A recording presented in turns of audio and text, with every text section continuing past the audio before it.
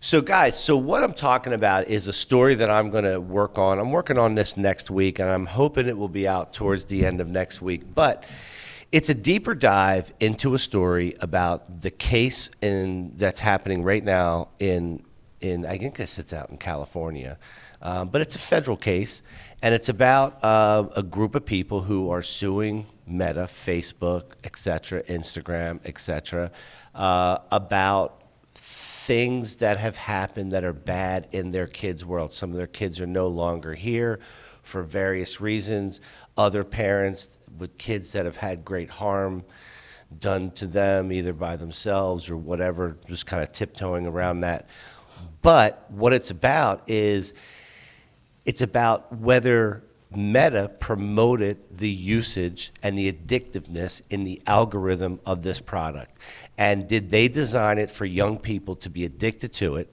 And were they using directives, meaning did they have a complete understanding of how the algorithm worked and what they wanted to yield from that algorithm? So they were looking for longer times, longer, how many more minutes? Could you get 10% more minutes? Can you get this? Can you get this type of interaction? And so they were very aware of the things that they were doing.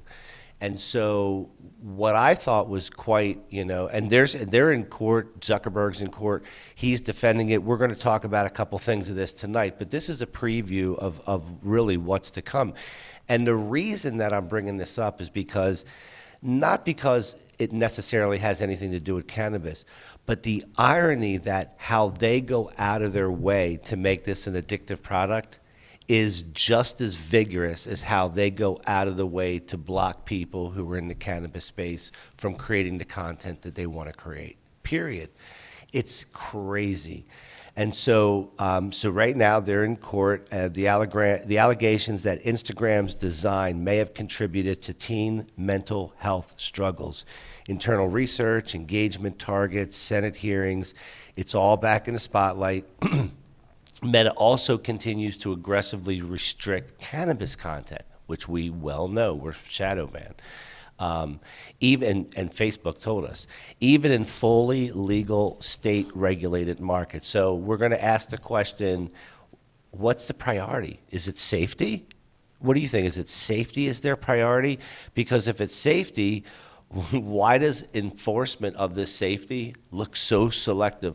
Why does it look like they're being devious on this side for basically harming today's kids versus the extent that they go to make sure that cannabis isn't a part of their platform? Yeah, I don't think it's exclusive to the Meta case.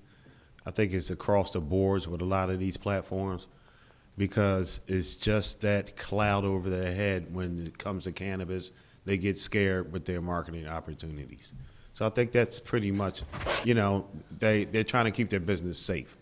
So you don't think it has to do with politicians or certain sides of politics playing a role into this? Well, I'm sure, a lot of things come into play, but ultimately it's that, the company, right, and their vision and how they want to move forward to try to maximize their profits. So a lot of the mainstream companies are just still scared of mainstreaming cannabis.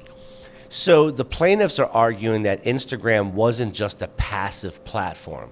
Like, they weren't just passive.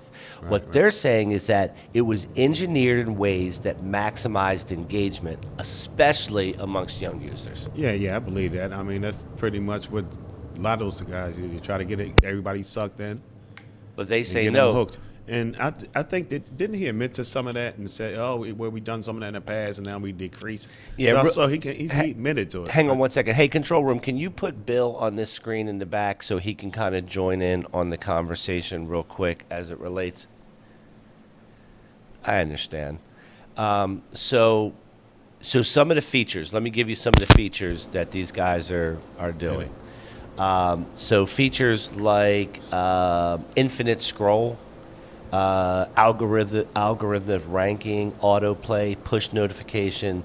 Critics say it's addictive by design. It is. Yeah, I'm sure it is. It is. It's dopamine addiction, and they're maximizing the effect as much as they can. But I think what they're doing is they're overcorrecting on things like marijuana because it looks good to people, right? If we're saying we're blocking all cannabis content, then mom and dad feel a little bit better about it. But the fact of the matter is they're still maximizing the dopamine addiction. Yeah. So Zuckerberg testified that Meta invests billions into safety tools and AI moderation systems. He also said that social media has both positive and negative effects, Sure. and that Meta takes youth safety seriously. He even publicly apologized to families affected by online harm during a Senate hearing, not during this case, but during a Senate hearing. And that doesn't cost them anything. Kind of standard response. Oh, there's Bill. I was looking for Bill. There he is.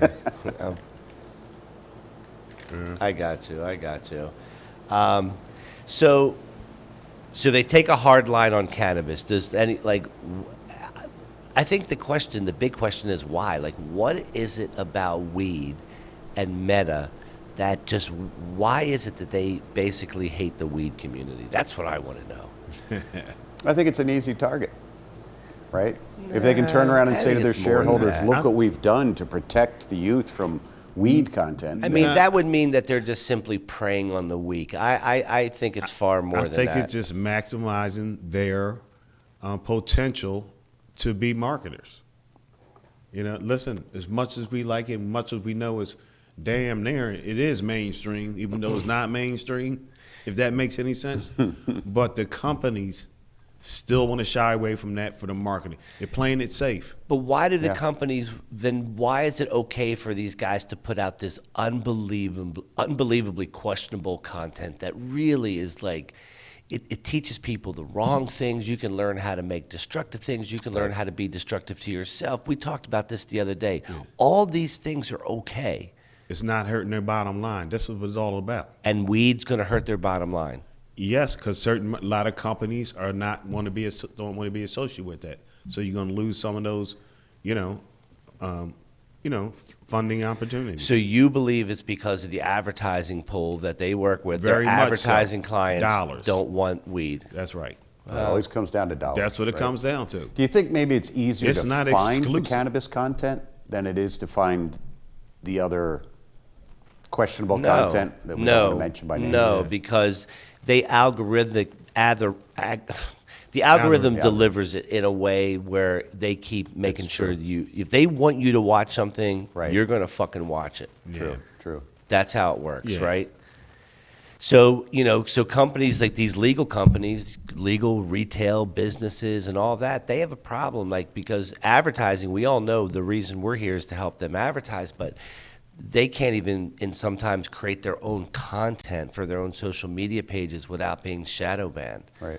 I mean, what business needs to be shadow banned unless they did something fucking wrong? But yet, we are, everybody, not everybody. There seems to be some people who have figured the algorithm out, or it's just inconsistent, and that's the whole point. Is you think for them cannabis is a primary risk, and I don't think it's just exclusive to them. It's pretty much a lot of the companies out there, the major companies. That's where they bank on having that image, getting those marketing dollars. If you make one mistake, right, you lose all these advertising dollars. It's just not worth it to them. So they're not worrying about what it looks like. It's just like any other company. It's bottom line. Right. Not to say it's good.